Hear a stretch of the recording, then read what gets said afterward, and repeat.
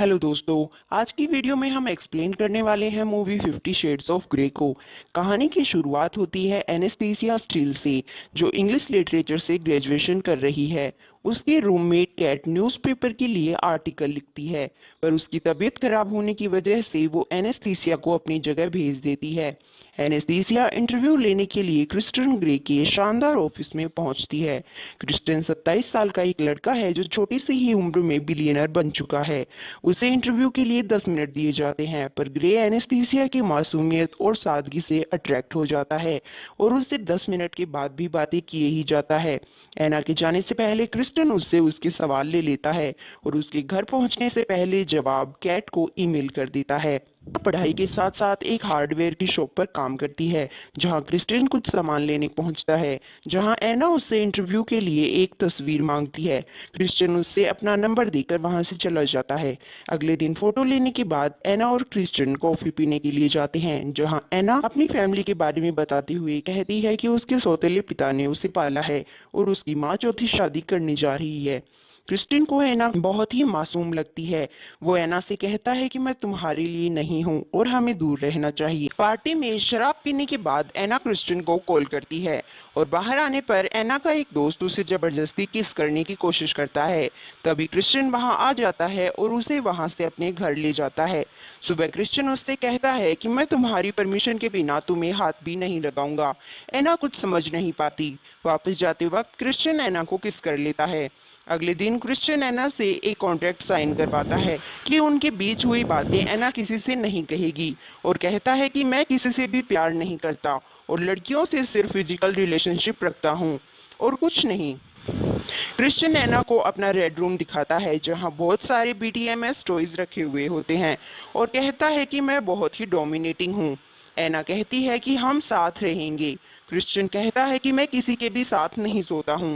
एना का कोई भी रिलेशन नहीं रहा है और क्रिश्चियन इस बात से उससे और भी ज़्यादा अट्रैक्ट हो जाता है और दोनों इंटीमेट हो जाते हैं। एना और क्रिश्चियन बहुत क्लोज आ जाते हैं।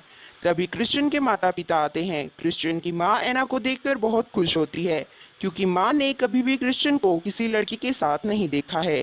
क्रिश्चियन एना को घर छोड़ने जाता है और बताता है कि उसका पहला फिजिकल रिलेशनशिप उसकी माँ की दोस्त के साथ रहा जब वो 15 साल का था, और उसे कॉन्ट्रैक्ट देता है जिसमें उनके साथ रहने की बहुत सी शर्तें लिखी हुई होती हैं। उस कॉन्ट्रैक्ट के जवाब में एना लिखती है कि आपको जानकर अच्छा लगा। तभी क्रिश्चियन आता है और कहता है कि मैं तुम्हें वापस याद दिलाना चाहता हूँ जो तुम्हें अच्छा लगा, और फिर एक बार दोनों इंटीमेट हो जाते हैं। एना दूसरे दिन क्रिश्चियन को कहती है कि उससे कॉन्ट्रैक्ट मंजूर है, पर वो ऑफिशियल मीटिंग चाहती है, जहां एना बहुत से पॉइंट उसमें से हटवा देती है पर कॉन्ट्रैक्ट साइन नहीं करती, क्योंकि एना क्रिश्चियन से प्यार करती है और क्रिश्चियन सिर्फ फिजिकल रिलेशनशिप चाहता है।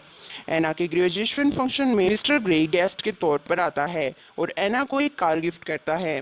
एना बहुत ही डिस्टर्ब है और अपनी माँ को फ़ोन करती है और उनके पास चली जाती है, जहां क्रिश्चियन आकर उसे ले जाता है और इस बार क्रिश्चियन एना पर अपने टॉयज का इस्तेमाल करता है, पर एना को बुरा नहीं लगता। वो उससे अपनी फैमिली से भी मिलवाता है। एना उससे पूछती है कि वो साथ क्यों नहीं सोते हैं, वो उसे खुद को छूने क्यों नहीं देता है और वो ऐसा क्यों है। ग्रे एना को बताता है कि उसे जो मिली थी वो उसकी असली माँ नहीं थी। उसकी माँ एक प्रोस्टिट्यूट थी और वो जब 4 साल का था वो मर गई।